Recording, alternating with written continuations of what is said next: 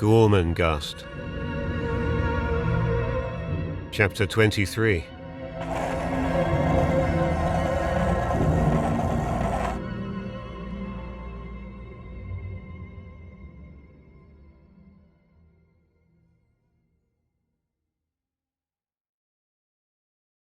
The long summer minutes dragged by for Titus as he sat at his desk in the schoolroom where Professor Cutflower, who had once made a point of being at least 1 mental hour ahead of his class in whatever subject he happened to be taking, but who had long since decided to pursue knowledge on an equal footing with his pupils, was, with the lid of his high desk raised to hide his activity, taking a long pull at a villainous-looking bottle with a blue label.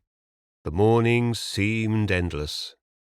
But for Barquentine, with a score of preparations still to be completed, and with his rough tongue victimizing the workmen in the South Quadrangle, the hours sped by with the speed of minutes. And so, after what seemed an infinity to Titus and a whisk of time's skirt to Barquentine, the morning that was both fleet and tardy, fructified like a grape of air in whose lucent body the earth was for that moment suspended, that phantom ripeness throbbed. That thing called noon.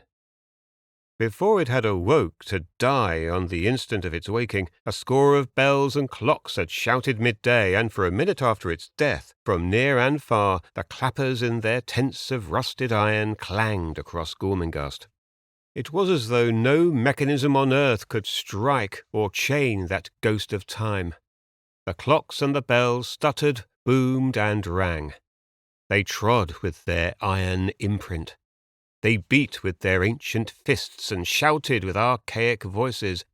But the ghost was older.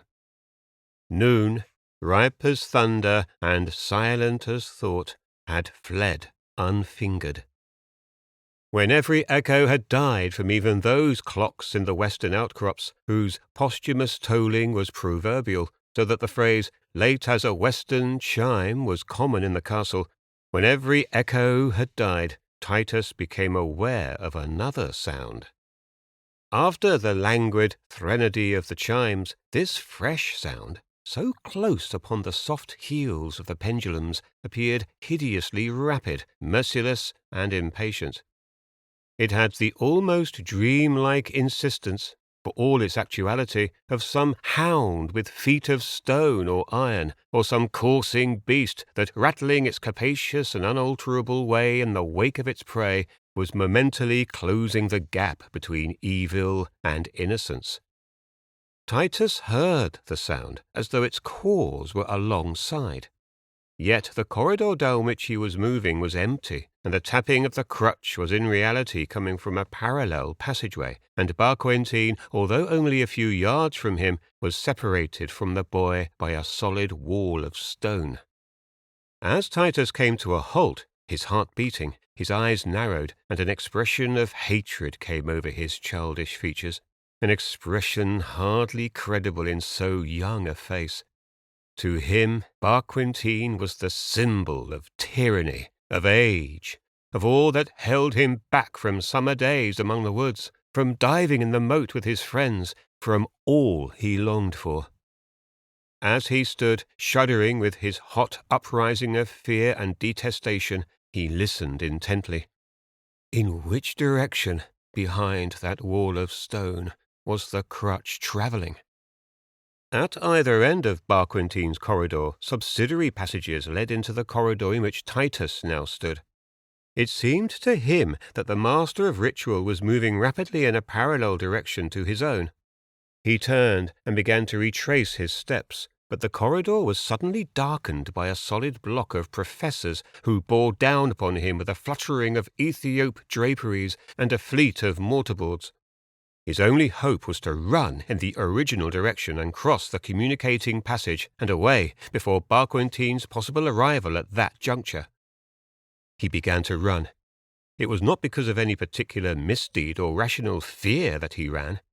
It was a compulsion, a necessity for withdrawal, a revolt against anything that was old, anything that had power. A nebula of terror possessed him, and he ran. Along the right-hand side of the corridor, a phalanx of dusty statues loomed in the dim light that gave them the colour of ash. Set for the most part on massive plinths, they towered above Titus, their silent limbs sawing the dark air, or stabbing it bluntly with broken arms. Their heads were almost invisible, matted as they were with cobwebs and shrouded in perpetual twilight. He had known these monuments since childhood, but he no more noticed them or remembered them than another child would notice the monotonous pattern of some nursery wallpaper. But Titus was brought again to a standstill by the tiny yet unmistakable silhouette of the cripple as it rounded the far corner and proceeded towards him out of the distance. Before Titus had realized what he was doing, he had leapt sideways, quick as a squirrel, and was all at once in an almost complete darkness that brooded behind the ponderous and muscled carving of a figure without head or arms. The plinth on which this great trunk of stone stood balanced was itself above the level of his head. Titus stood there, trembling as the noise of many feet approached from the west, and a crutch from the east. He fought away the knowledge that he must have been seen by the professors. He clung to the empty hope that they had all but their eyes cast to the ground and had never seen him running ahead of them, had never seen him dive behind the statue, and more fervent still, the passionate hope that Barquentine had been too far away to notice any movement in the corridor. But even as he trembled, he knew his hope was based on his fear and that it was madness for him to stay where he was. The noise was all about him, the heavy feet, the whisking of the gowns, the clanging of the iron-like crutch on the slabs. And then the voice of Barquentine brought everything to a standstill. "Hold!" it cried. "Hold there, headmaster! By the pox, you have the whole spavined staff with you, hell crap me!" "My very good colleagues are at my back," said the old and fruity voice of Belgrove. And then he added, "My very good colleagues," as though to test his own courage in the face of the thing in red rags that glared up at him. But Barquentine's mind was elsewhere.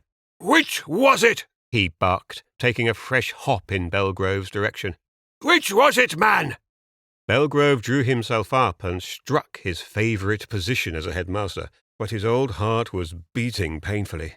"I have no idea," he said.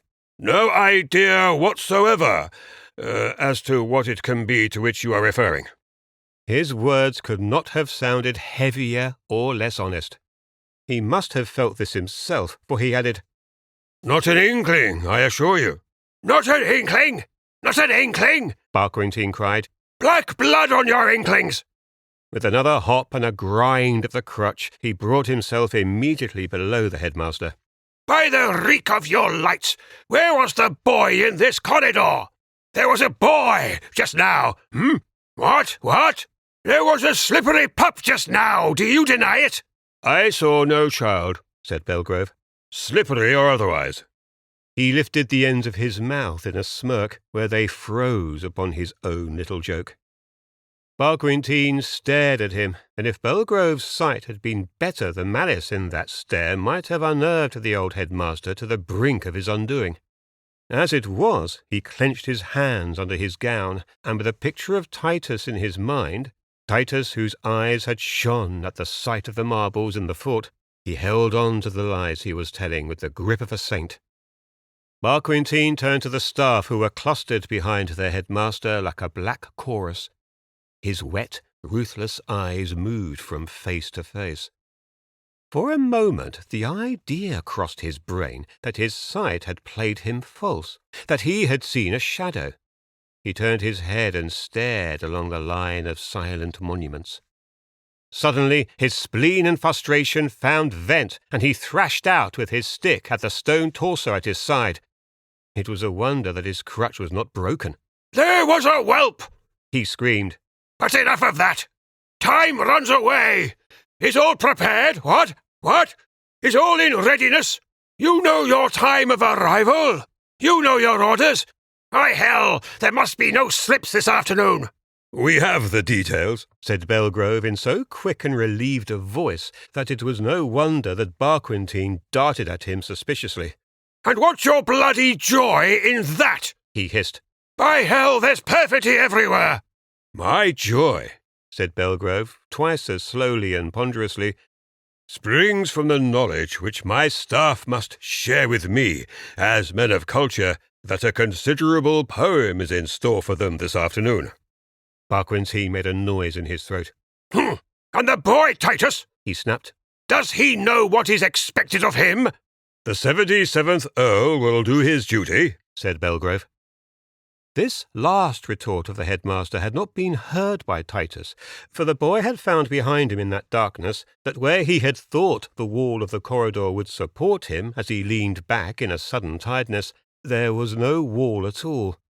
In breathless silence he had got to his hands and knees and crawled into emptiness through a narrow opening, and when he had come to a damp barrier of stones, had found that a tunnel led to his right, a tunnel that descended into a series of shallow stairs.